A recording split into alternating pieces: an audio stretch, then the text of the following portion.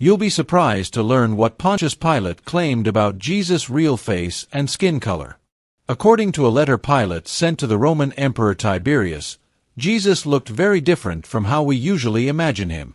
The letter also talks about Jesus' miracles, his trial, crucifixion, and even his resurrection, details not found in the Gospels. Pilate begins by telling the emperor that strange events in Judea could affect the Roman Empire's future. He says the people of Jerusalem are rebellious and the high priests secretly oppose Roman rule. Pilate warns that they would do anything for power and wealth. He also explains that he has too few soldiers to control the region and fears an uprising. Then, Pilate shares that he heard about a young man from Galilee, Jesus, whose life and actions were causing great stir among the people. Pilate explains that Jesus was teaching a new message, claiming God had sent him. At first, Pilate thought Jesus might turn people against Rome, but soon realized Jesus actually spoke more kindly of the Romans than of the Jewish leaders. One day, Pilate saw Jesus speaking calmly to a crowd. Curious, he sent his trusted secretary, who spoke Hebrew, to listen. The secretary reported that Jesus' wisdom was unlike anything found in the works of philosophers. When asked if taxes should be paid to Caesar, Jesus answered, "Give to Caesar what belongs to Caesar, and to God what belongs to God." Pilate says he could have arrested or exiled Jesus but refused, believing it would be unjust. He allowed Jesus full freedom to speak, teach, and gather followers. This angered the wealthy Jewish leaders because Jesus often insulted them, calling them decorated tombs, beautiful on the outside but full of death inside. He also criticized traditions, saying humility mattered more to God than status. Almost daily, Pilate received complaints warning that Jesus might be harmed, since Jerusalem had a history of killing prophets. Some leaders even prepared a petition to Caesar against Pilate, but the Senate supported him and promised more troops after the Persian War. Pilate says that to calm tensions in Jerusalem, he invited Jesus to meet him at the Praetorium. When Jesus arrived, Pilate, normally fearless, felt frozen in place. Jesus stood calmly, radiating purity without saying a word. Pilate told him, "For 3 years I've given you complete freedom to speak, and your words are wiser than those of great philosophers like Socrates or Plato. But you've made powerful enemies who hate your harsh criticism. They also blame me for allowing you to speak freely. I advise you, as a friend, to be more careful." Jesus calmly replied, "Ruler of the earth, your words are not true wisdom. Only God knows where the waters flow. I tell you the truth, before the rose of Sharon blooms, the blood of the righteous will be shed. But your blood will not be shed." Pilate says he was deeply moved and valued Jesus far more than the Pharisees, who abused the freedom Rome allowed them. He promised to protect Jesus from those plotting against him.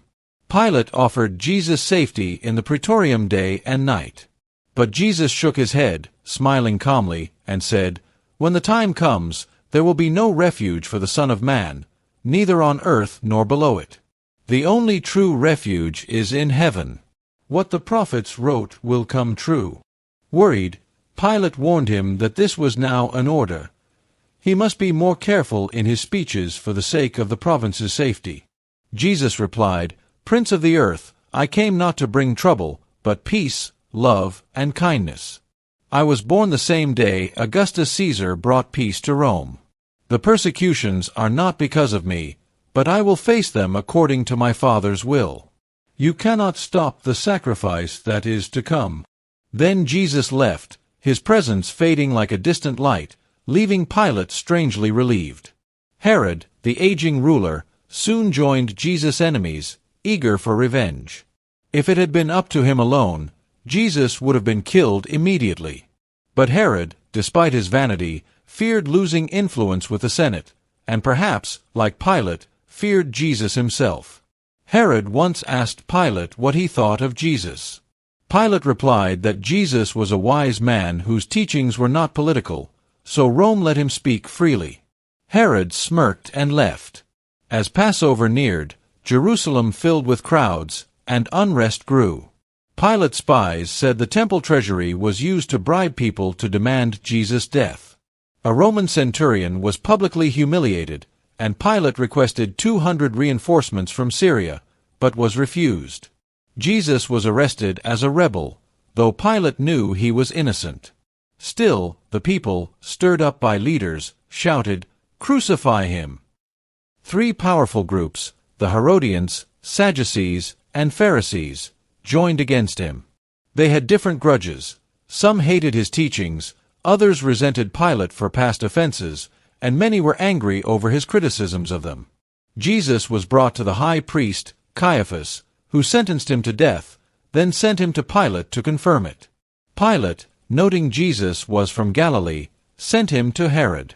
But Herod sent him right back, placing the responsibility entirely on Pilate. Soon Pilate's palace was surrounded by swelling crowds from all over Judea. A Galilean seer even fell at Pilate's feet, weeping, and warned him of what was about to happen. A Galilean seer warned Pilate, "Do not touch this man, he is sacred. Last night I saw him in a vision walking on water, riding the wind, calming storms, and speaking to fish. The river turned to blood, Caesar's statues wept, and the sun rose in mourning. If you ignore your wife's warnings, disaster will come."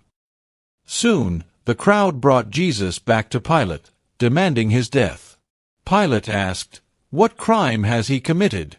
They replied, "He blasphemed, spoke against the temple, and called himself the Son of God and King of the Jews." Pilate said Rome did not execute people for such charges, but the crowd shouted louder, "Crucify him!" Hoping to save him, Pilate offered to free Jesus as the Passover custom allowed, but the crowd refused. Pilate reminded them that their own laws required fasting before a death sentence, Sanhedrin approval, and chances for the accused to defend himself. They ignored him. Pilate had Jesus flogged, thinking it might calm them. It didn't. He washed his hands before the mob, saying Jesus was innocent, but the cries for crucifixion only grew. The day grew dark like winter. Pilate watched as Jesus was led away, the city emptying toward Golgotha. Black clouds covered Jerusalem, an earthquake struck Egypt, and fear gripped the people. Some said, either the Creator is suffering, or the universe is ending. That night, Pilate went to Golgotha. The execution was over, and the crowd returned home in silence, a heavy sense of guilt hanging in the air.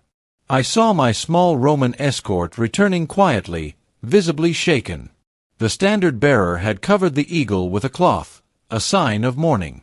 Some Jewish soldiers whispered in words I couldn't understand, while others spoke of miracles like those the Romans linked to their gods.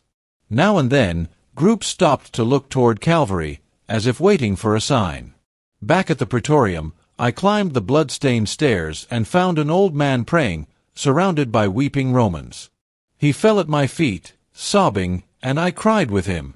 Those who had betrayed Jesus and shouted for his death had disappeared. I heard that some washed their mouths with vinegar, recalling Jesus' words about resurrection and judgment. When I had calmed myself, I asked the man his name. "I am Joseph of Arimathea. I ask permission to bury Jesus." "Granted." "To guard, send soldiers, protect the body." Days later, the tomb was empty. The disciples claimed Jesus had risen. The day before, a priest feared they'd steal the body, so I ordered Jewish guards to watch the tomb. I questioned Captain Marcus. He sent his lieutenant, Ben Isham. Near dawn, a soft light appeared. The whole place glowed. I saw the dead, alive, dressed in burial clothes, young, joyful, with heavenly music. The ground shook. I fainted. When I woke, it was still dark. No disciples. And the priests. They told me to say it was an earthquake and the disciples stole the body. Offered me money. I refused. Some even believed Jesus was not ordinary. Perhaps he had walked the earth before, in the days of Abraham and Lot, with power over nature. He turned water into wine, healed the sick, raised the dead, calmed storms, even made fish appear with coins in their mouths. Never accused of crimes. As one at the cross said, "Truly, this was the Son of God." Pontius Pilate described him, average height, calm, with a presence that drew all eyes. His face radiated kindness and peace.